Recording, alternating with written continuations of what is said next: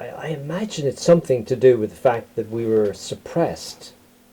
The local Irish were kind of suppressed when our neighbours took over. Certainly our native language was pretty well killed off. And then we kind of got a freedom, we got a release, and then we want to talk to everybody, tell them all about ourselves. And I suspect Irish people they're kind of honoured when people from abroad come and treat us with certain, friendliness and respect. And then they will talk. And then the Irish just love to talk. The Irish are people who, for some reason to do with genetics, are incredibly, expressive. And then if you were to count the number of Nobel Prizes in the arts per head of population, this is probably the place. Now in America you'll have 300 people who got Nobel Prizes. Like in Ireland we don't have that number. But for the whatever number we had at the time that they got it, it's actually quite high relatively, you see. Now in the end, we have a story to tell, and then to convey to anybody who's interested aspects of the story. And then we're kind of curious people. We like to know a bit about others. So when anybody comes into this little place, which is, as I was saying to Doug earlier, its USP, unique selling point, is just talk. There's no TV, there's no baseball, there's nothing going on. It's just listen, learn, talk, and share your stories, So like usually then when someone comes in, I was saying, yo, where are you from? What do you do? Tell us more about yourself. Same. And then it becomes that kind of interactive thing. So effectively then you end up on an ordinary night meeting everybody. It's like a party. It's great. And it's not exactly big, is it? Right. Now, people will say to me, you can make this room so much bigger and knock a hole through the wall there. But we can't really, because this is the little magical gem that was found from 1582, and then this here is what it's like finding an old Rolls Royce in a lockup or something. You don't try to turn it into a Ferrari. You just keep what you have, and that's it.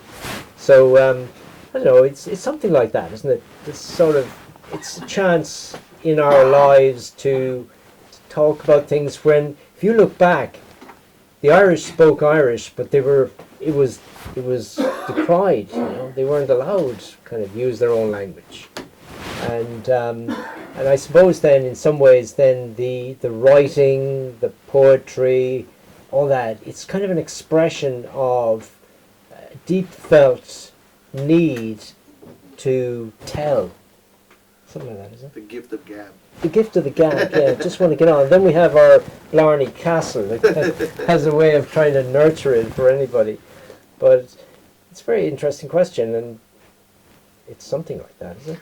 I noticed from Galway to Kilkenny to Kilkenny, I went into a lot of pubs and taped the musicians, stuff like that. Mm-hmm. And I have a friend who's Irish in Toronto. Her name is Maeve. She's about my age, in her 70s, and she's from Belfast.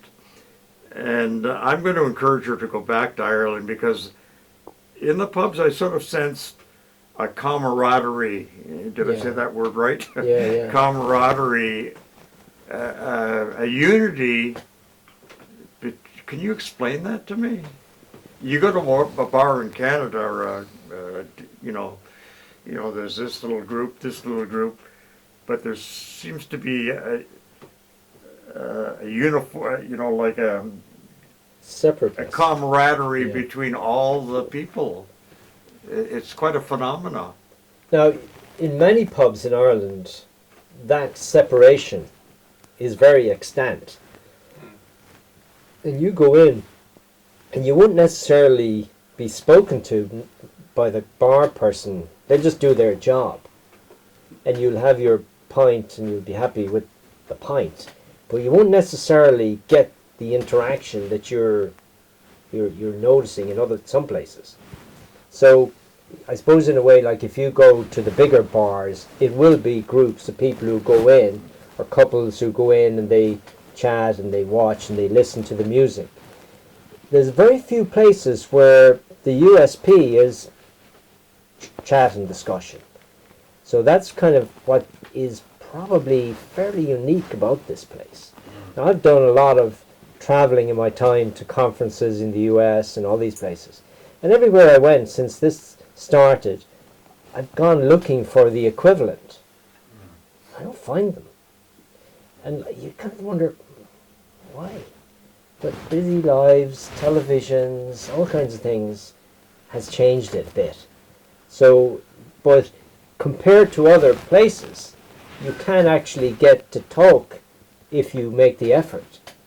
But in this place here, you kind of get it happening almost for you in a way. The introduction is made, you know.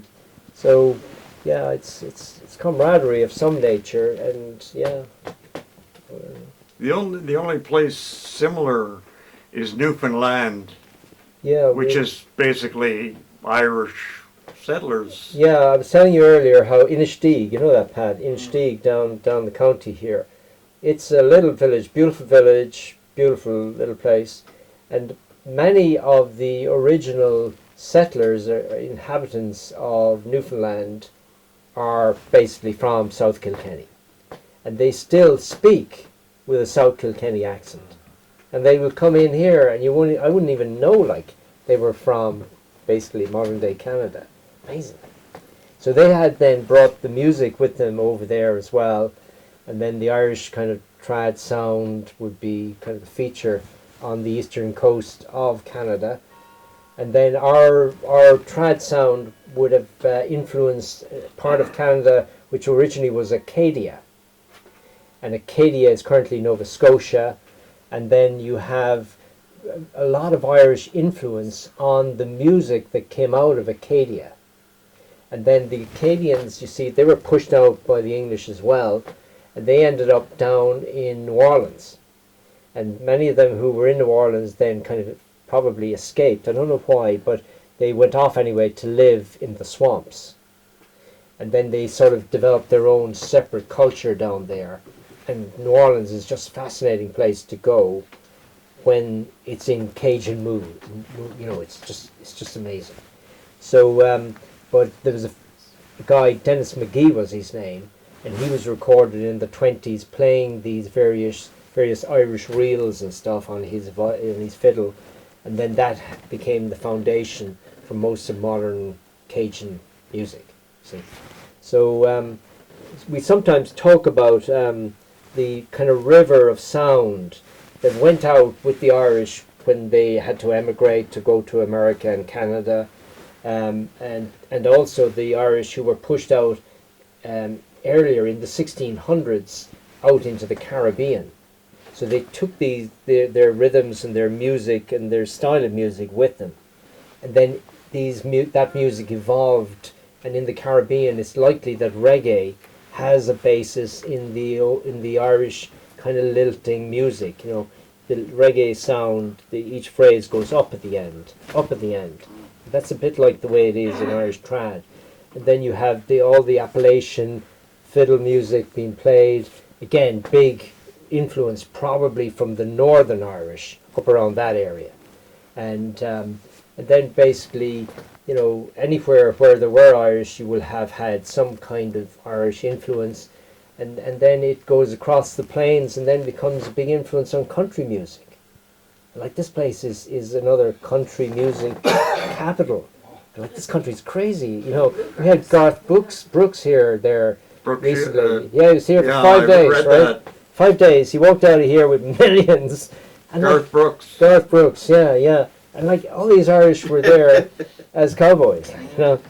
And it's just amazing, you know. So it kind of is almost as though the river sound goes out, it influences and gets influenced, and then it comes back, and then you probably see it coming back to us as U2